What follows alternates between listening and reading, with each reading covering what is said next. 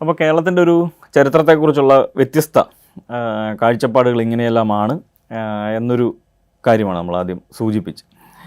അപ്പോൾ ഇനിയാണ് നമ്മളെ ശ്രദ്ധേയമായിട്ടുള്ള ചോദ്യം. ഇങ്ങനെ ഈ കൊളോണിയലിസം, മിഷണറി പ്രസ്ഥാനം, ജാതിവിരുദ്ധ പ്രസ്ഥാനങ്ങൾ തുടങ്ങിയ ചോദ്യങ്ങളുടെ മധ്യത്തിൽ ഇതിൻ്റെ കേന്ദ്രത്തിൽ ആരെയാണ് നിർത്തുന്നത്? ഈ കൊളോണിയലിസവുമായി ബന്ധപ്പെട്ട് വന്ന ഒരു ഉദാഹരണത്തിന് ഒരു സാമ്പത്തിക പരിവർത്തനത്തിൻ്റെ ഒരു അന്വേഷണം നമ്മൾ നടന്നു. അതായത് ഒരു ട്രഡീഷണൽ ആയിട്ടുള്ള ഒരു കാസ്റ്റ് റിജിഡ് സൊസൈറ്റിയിൽ നിന്ന് നമ്മൾ മറ്റൊരു ഇക്കോണമിയിലേക്ക് പരിവർത്തനപ്പെട്ടു വരുന്നു.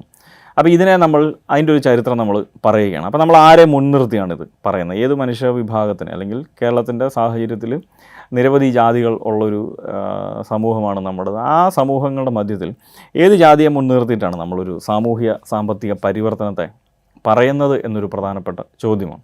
അപ്പോൾ അത് കുറേയും കൂടെ മനസ്സിലാക്കുന്നതിന് നമുക്ക് ഒരു ടൈറ്റിൽ തന്നെ നമുക്ക് പറഞ്ഞു. ഇപ്പോൾ റോബിൻ ജെഫ്രിയുടെ ഡിക്ലൈൻ ഓഫ് നായർ ഡോമിനൻസ് എന്ന് പറഞ്ഞ പുസ്തകം, നായർ മേധാവിത്വത്തിൻ്റെ പതനം എന്ന് പറയുന്ന ഒരു പുസ്തകം. അപ്പോൾ അത് നമുക്കൊരു മോഡലായിട്ട് എടുക്കാവുന്നതാണ്. അദ്ദേഹത്തിൻ്റെ PhD പ്രബന്ധമാണത്. 74 75 1974 75 എന്തോ സബ്മിറ്റ് ചെയ്യപ്പെട്ട സസെക്സ് യൂണിവേഴ്സിറ്റിയിൽ സബ്മിറ്റ് ചെയ്യപ്പെട്ട ഒരു തീസിസാണ്. അപ്പോൾ അതിൽ അദ്ദേഹം പ്രധാനമായും നോക്കുന്നത് ഈ തിരുവിതാംകൂറിൻ്റെ ഒരു സാമൂഹ്യ പരിവർത്തനത്തിൽ ഈ നായർ വിഭാഗത്തിൽപ്പെട്ടവരും ക്രിസ്ത്യാനികളെ, സിറിയാനി ക്രിസ്ത്യാനി എന്ന് പറയുന്ന വിഭാഗത്തിൻ്റെ ഒരു മാറ്റമാണ് അദ്ദേഹം പ്രധാനമായും സൂചിപ്പിക്കും. അപ്പോൾ അതിൻ്റെ തുടക്കത്തിൽ തന്നെ അദ്ദേഹം പറയുന്നുണ്ട് മറ്റ് ചില കമ്മ്യൂണിറ്റികളെ, പ്രത്യേകിച്ച് മുസ്ലിം സമൂഹത്തെ പോലുള്ള സമൂഹങ്ങളെ ഈ പഠനത്തിൽ പരിഗണിക്കുന്നില്ല എന്ന് വെച്ചാൽ വേറൊരു രീതിയിലാണ് അദ്ദേഹം പഠനം നടത്തുന്നത്. അതുകൊണ്ട് അതേ ഞാൻ പറഞ്ഞു വന്നത്, ചരിത്രകാരന്മാർ ഒരു പ്രത്യേക രീതിയിൽ ഏതെങ്കിലും ഒരു പ്രത്യേക വിഭാഗത്തിനെ ആയിരിക്കാം സ്വാഭാവികമായിട്ടും കേന്ദ്രത്തിൽ നിർത്തി ആലോചനകൾ മുൻപോട്ട് വെക്കുന്നത്. അപ്പോൾ അങ്ങനെ റോബിൻ ജെഫ്രിയുടെ ആ ഒരു പഠനം, അപ്പോൾ അതിൽ അദ്ദേഹം ഈ ഒരു സാമൂഹ്യ പരിവർത്തനത്തിന് രണ്ട് രീതിയിൽ, ഒന്ന് സൊസൈറ്റിയുടെ പരിവർത്തനവും ഒരു സമൂഹത്തിൻ്റെ പരിവർത്തനവും അല്ലെങ്കിൽ ഒരു ജാതിയുടെ പരിവർത്തനവും എങ്ങനെ എന്നുള്ളൊരു ചോദിക്കും. അപ്പോൾ ഇങ്ങനെ നമ്മൾ പിൽക്കാലങ്ങളിൽ നിന്നുകൊണ്ട് ആദ്യ സമയങ്ങളിലെ പഠനങ്ങളെ നോക്കുമ്പോൾ ഇവരാരെക്കുറിച്ചാണ് പറഞ്ഞത്? ഇപ്പം മിഷണറി പ്രസ്ഥാനത്തെക്കുറിച്ച് പറഞ്ഞപ്പോൾ അതിൽ ആരാണ് പ്രധാന കഥാപാത്രമായി? അല്ലെങ്കിൽ ഒരു പ്ലാന്റേഷൻ സെക്ടറിനെ കുറിച്ച് പറയുമ്പോൾ അവിടെ ആരാണ് കേന്ദ്ര സ്ഥാനത്ത് വരുന്നത്? നവോത്ഥാന പ്രസ്ഥാനങ്ങൾ വരുമ്പോൾ ഏത് മൂവ്മെൻറ്റിനെ കുറിച്ചാണ്? ശ്രീനാരായണ മൂവ്മെൻറ്റ് മാത്രമാണോ സജീവമായി വരുന്നത്? അല്ലെങ്കിൽ ചട്ടമ്പി സ്വാമികളെക്കുറിച്ചൊക്കെ ഉള്ള, അല്ലെങ്കിൽ ഒരു ഇന്നത്തെ സാഹചര്യം വെച്ച് പരിശോധിക്കുമ്പോൾ ഒരു OBC സ്റ്റാറ്റസിന് മുകളിലേക്ക് വരുന്ന ലീഡർമാരെക്കുറിച്ച് മാത്രമാണോ പറയുന്നത്? എത്രമാത്രം താഴെത്തട്ടിലേക്ക് ഇവർ എത്തിച്ചേർന്നിട്ടുണ്ട് എന്നൊരു ചോദ്യം നമ്മളവിടെ ചോദിക്കാം. അപ്പോൾ ഇങ്ങനത്തെ ചില വിമർശന ചോദ്യങ്ങളാണ്. അതായത് നിലവിൽ ആളുകൾ വ്യത്യസ്ത രീതിയിൽ പഠിച്ചു, ആ പഠിച്ചതിൻ്റെ അകത്ത് ഇവർ ആരെക്കുറിച്ച് പഠിച്ചു, എങ്ങനെയാണ് പഠിച്ചത്, എന്ത് സോഴ്സുകളൊക്കെ വെച്ചുകൊണ്ട് ഇവർ ഏതൊരു സമൂഹത്തിൻ്റെ പരിവർത്തനമാണ് വികസിപ്പിച്ചത് അല്ലെങ്കിൽ മനസ്സിലാക്കാൻ ശ്രമിച്ചത് എന്നൊരു ചോദ്യമാണ് ഏറ്റവും ശ്രദ്ധേയമാണ്. അപ്പോൾ ഇവിടെയാണ് നമ്മൾ പുതിയ ചില പഠനങ്ങളുടെയൊക്കെ ചില അന്വേഷണങ്ങളൊക്കെ ശ്രദ്ധേയമായി മാറുന്നത്. അതല്ലെങ്കിൽ ഇതിന് മറ്റൊരു ഉദാഹരണം, ഈ ഒരു കാലത്തെ മാറ്റി നിർത്തിക്കൊണ്ട് അപ്പോൾ നമുക്ക് തന്നെ അറിയാം, നമ്മുടെ കേരളത്തിനെ സംബന്ധിച്ചുള്ള ഒരു ആലോചനകൾ എപ്പോഴും വന്നുകൊണ്ടിരുന്നത് ഈ കേരളോൽപ്പത്തി കഥകളുമായി ബന്ധപ്പെട്ടും കേരള മഹാത്മ്യം പോലുള്ള കാര്യങ്ങൾ വരുന്നു. ബ്രാഹ്മണരുടെ കുടിയേറ്റത്തോടു കൂടിയാണെന്ന് പറയുന്നു. ബ്രാഹ്മണർക്ക് ഈ പ്രദേശം മുഴുവൻ എഴുതി കൊടുത്തതാണെന്നും ബ്രാഹ്മണ ആധിപത്യം നിലനിർത്തുന്നതിനെ സംബന്ധിച്ചൊക്കെയുള്ള ഒരു ആലോചന, പരശുരാമൻ്റെ മിത്തുമൊക്കെ നമുക്ക് അറിവുള്ളതായി.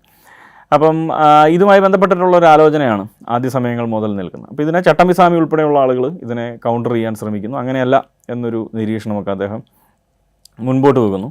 എങ്കിൽ തന്നെയാണെങ്കിലും പിൽക്കാലത്ത് വരുന്നത്, ഇപ്പോൾ ഈ സമീപ സമയങ്ങളിൽ പോലും, കഴിഞ്ഞ ഒരു 10-15 വർഷങ്ങൾക്ക് മുമ്പ് പോലും കേരളത്തിൻ്റെ ഒരു ചരിത്രത്തെക്കുറിച്ചുള്ള ആലോചനകൾ എപ്പോഴും വീണ്ടും ഈ കേരളോൽപ്പത്തി കഥകളിലൂടെയും പരശുരാമനിലൂടെയും തന്നെയാണ് വന്നുകൊണ്ടിരുന്നത്. അതുപോലെ തന്നെ അവർ കേന്ദ്രത്തിൽ നിർത്തിയ ഒരു പ്രധാനപ്പെട്ട വസ്തുത എന്ന് പറയുന്നത് ഒരു ക്ഷേത്ര കേന്ദ്രീകൃതമായിട്ടുള്ള ഒരു സാമൂഹിക പരിവർത്തനം, ഒരു ടെമ്പിൾ സെൻറ്റേഡ് ഇക്കോണമി ഇവിടെ ഉണ്ടായിരുന്നു, വളരെ സജീവമായിരുന്നു. അതിൻ്റെ ഒരു പരിവർത്തനവും അതിൽ നിന്നുണ്ടാകുന്ന മാറ്റങ്ങളുമൊക്കെയാണ് മലയാളികളെ ഇങ്ങനെയാക്കി തീർത്തത് എന്ന ഒരു വലിയൊരു ആഖ്യാനമാണ് അവർ നടത്തിക്കൊണ്ടിരുന്നത്. എന്നാൽ സമീപ സമയത്തെ പഠനങ്ങൾ, പ്രത്യേകിച്ച് മുഹമ്മദ് കൂരിയുടെയും ദിലീപ് മേനോൻ്റെയും യാസർ റാഫത്തിൻ്റെയൊക്കെ പോലുള്ള ആളുകളുടെയൊക്കെ പഠനങ്ങളൊക്കെ വരുന്ന സാഹചര്യത്തിൽ അങ്ങനെയല്ല, ഈ ക്ഷേത്ര കേന്ദ്രീകൃതമായിട്ടുള്ളതല്ല, ഈ കടലും വളരെ പ്രധാനപ്പെട്ടാണ്. കടൽ കടന്നു വന്ന സാമൂഹ്യ അനുഭവങ്ങളും കടൽ കടന്നു വന്ന സംസ്കാരങ്ങളുമൊക്കെ വളരെ പ്രധാനപ്പെട്ടതാണ്. അത് നമ്മളെ വലിയ രീതിയിൽ മാറ്റി തീർത്തിട്ടുണ്ട്. മലയാളികളെ മൊത്തത്തിൽ മാറ്റി തീർക്കുന്നതിന് പ്രധാന കാരണമായത് കടലും അതിലൂടെ കടന്നു വന്ന ചില സംസ്കാരങ്ങളും സാമൂഹ്യ അനുഭവങ്ങളുമൊക്കെ വളരെ പ്രധാനപ്പെട്ടാണെന്നുള്ളൊരു നിരീക്ഷണം ഈ സമീപ സമയത്ത് അവർ മുൻപോട്ട് പോകും. അപ്പോൾ ഇങ്ങനെയാണ് ഒരു ഹിസ്റ്ററിക്കകത്ത് എപ്പോഴും ഒരു വാദവും അതിനൊരു എതിർവാദവും വെക്കുന്ന ഒരു രീതിയാണ് നമ്മളിങ്ങനെ തുടർന്ന് കണ്ടുകൊണ്ടിരിക്കുക. അല്ലെങ്കിൽ ഒരു കാഴ്ച നമ്മുടെ മുൻപിലേക്ക് ഒരാൾ അവതരിപ്പിക്കുന്നത്, അപ്പോൾ ആ കാഴ്ചയെ നമ്മൾ കണ്ടുകൊണ്ട് അതിനകത്ത് ഇന്ന കാര്യങ്ങളില്ല, അല്ലെങ്കിൽ ഇന്ന പ്രശ്നങ്ങൾ അതിനകത്തുണ്ട് എന്നൊരു ചോദ്യം ബേസിക്കലി ചോദിക്കുക എന്നുള്ളതാണ് ഹിസ്റ്ററിയുടെ ഒരു പ്രധാനപ്പെട്ട രീതി. അപ്പോൾ എന്തായാലും അങ്ങനെ പല രീതിയിൽ ഉയർന്നു വരികയാണ്. ഇപ്പോൾ ഉദാഹരണത്തിന് ദേശീയ പ്രസ്ഥാനത്തെക്കുറിച്ച്, നമ്മൾ ഇന്ത്യൻ സ്വാതന്ത്ര്യ സമരത്തെക്കുറിച്ച് പരിശോധിക്കുകയാണെങ്കിൽ ഇന്ത്യൻ സ്വാതന്ത്ര്യ സമരത്തെ ആളുകൾ എങ്ങനെയെല്ലാമാണ് നോക്കിക്കണ്ടത് എന്നുള്ളൊരു നിരീക്ഷണം, അല്ലെങ്കിൽ ബ്രിട്ടീഷ് ഭരണത്തെ എങ്ങനെ കണ്ടു, ദേശീയത എന്ന് പറയുന്നൊരു അനുഭവത്തെക്കുറിച്ച്, അല്ലെങ്കിൽ സാമ്പത്തിക എക്കണോമിക് നാഷണലിസം പോലുള്ള സങ്കല്പങ്ങളുമൊക്കെ നമ്മുടെ മുൻപിലുണ്ട്.